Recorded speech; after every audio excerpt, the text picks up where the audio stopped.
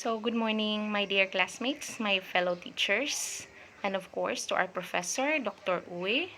Today is the schedule of my report, and I would humbly ask for your great consideration since I am really having problems with our internet connectivity.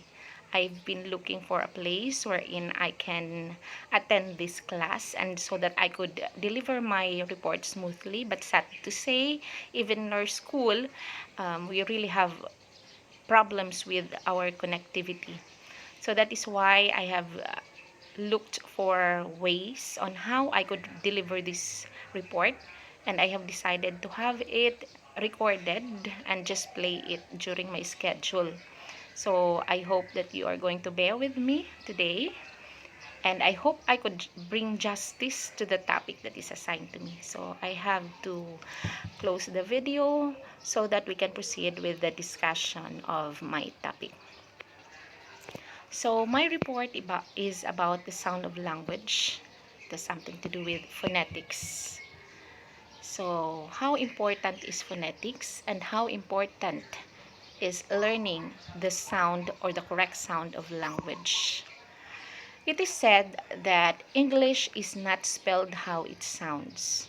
So, meaning to say, how the words are spelled does not really represent how they sound.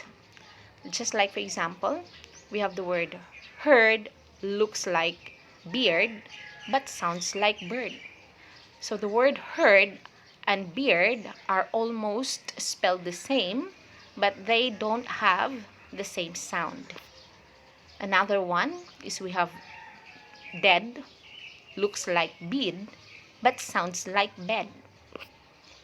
Meat looks like great but sounds like sweet. Moth looks like mother but sounds like cloth. Deer looks like pear but sounds like beer. And so this is an example that words really, or the spelling of the words really does not represent their sounds. So let's discuss phonetics. Phonetics, according to writings, refers to the general study of the characteristics of speech sounds. So if we are going to study phonetics, it will give us understanding of the different speech sounds. This includes whether sounds are voiced or voiceless, as well as their manner and place of articulation. So in phonetics, we use the International Phonetic Alphabet or the IPA, which will help us accurately describe sounds. In writing, we represent language through orthography and punctuation.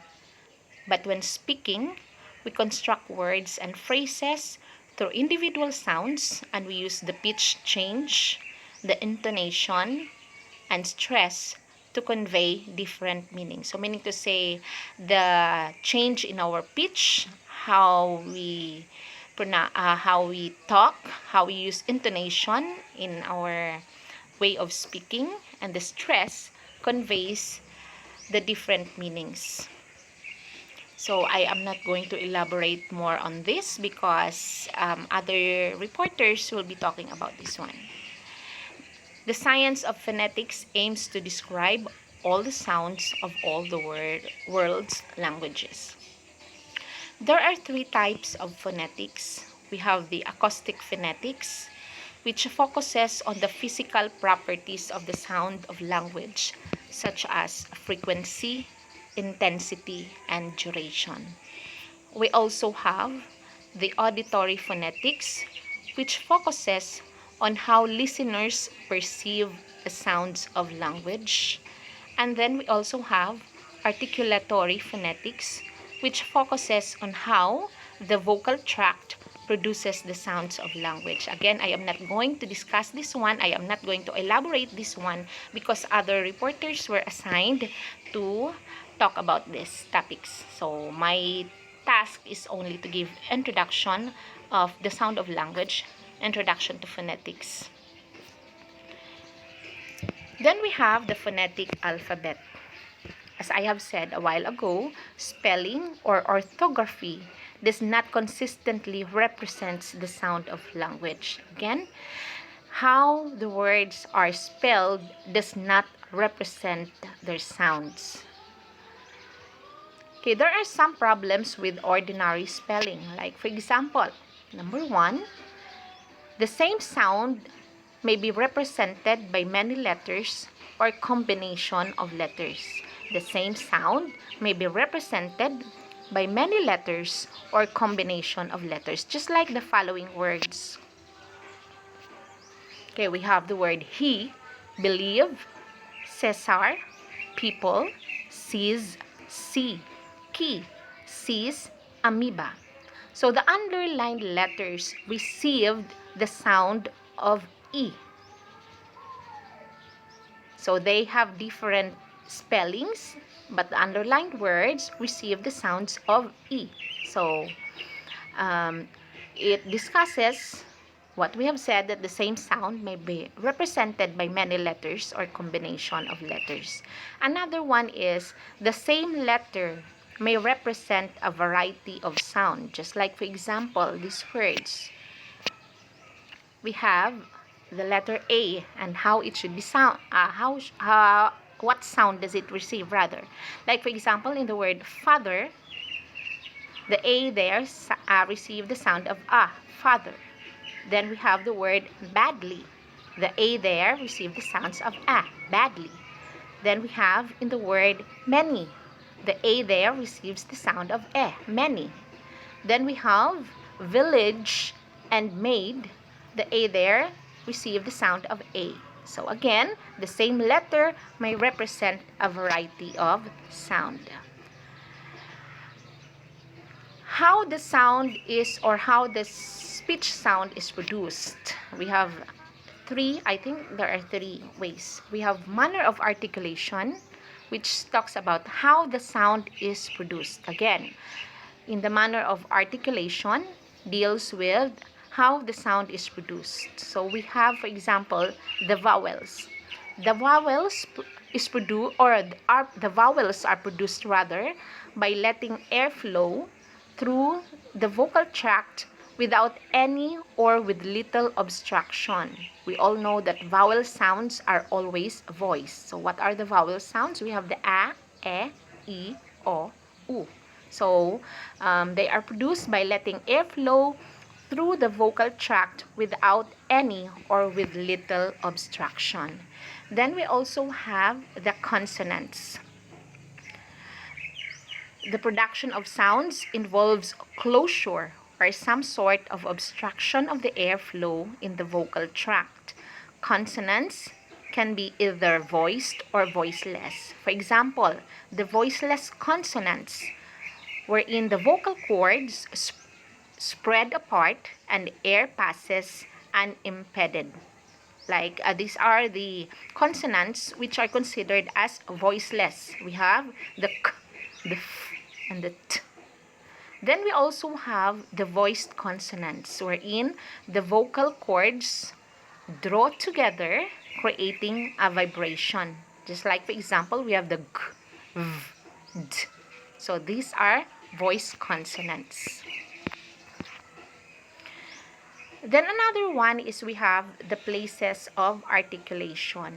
So I only give introduction to this because other reporters are going to elaborate on this in their scheduled reports.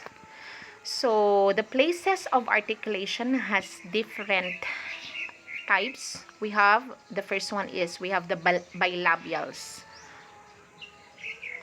Bilabials deals with sounds involving both lips. Like, for instance, we have the sound of b, p, r. Then we also have the labiodentals, which sounds made by using the lower lip and the upper teeth. Just like, for example, the sound of v and f.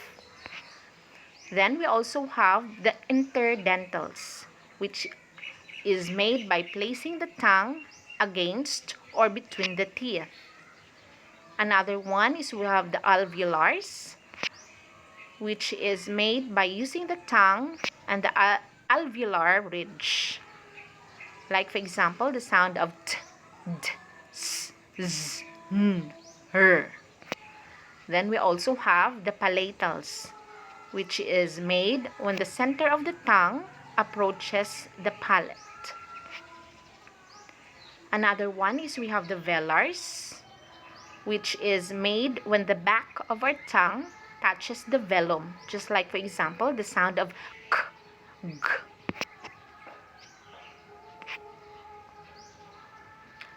Another one is the manner of articulation. Sounds are produced by the manner of articulation. This deals with how the sound is made. And it is divided into different types. Just like number one, we have the stops. This is produced by a form of brief stopping of the airstream. So again, I am not going to elaborate this one because other reporters are going to talk about this one. So aside from stops, we also have the fricatives, which produced by almost blocking the airstream. Then we also have the affricatives, which is produced by a combination of a brief stopping of airstream with an obstructed release, which cause some friction. Another one is we have the nasals. This is produced when the velum is lowered and the airstream is allowed to flow,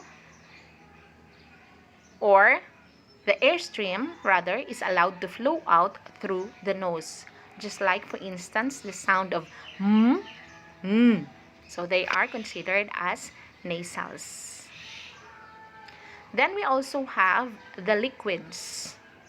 They are formed by letting the airstream flow around the sides of the tongue. Again, liquids are formed by letting the airstream flow around the sides of the tongue. Just like, for example, the sound of l or the sound of r,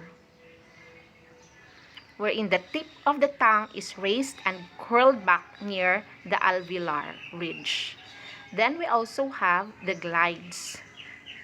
These are produced with the tongue in motion or gliding to or from the position of a vowel. Like, for example, we have the sound of w, j, and so I think that is all about my report. As I have said, I am not going to elaborate everything because as I was reading the assigned reports, other reporters will talk about it. So that is all about the sound of language, the Entutu phonetics. So I hope that you have learned something. Thank you for your time and have a good day, everyone.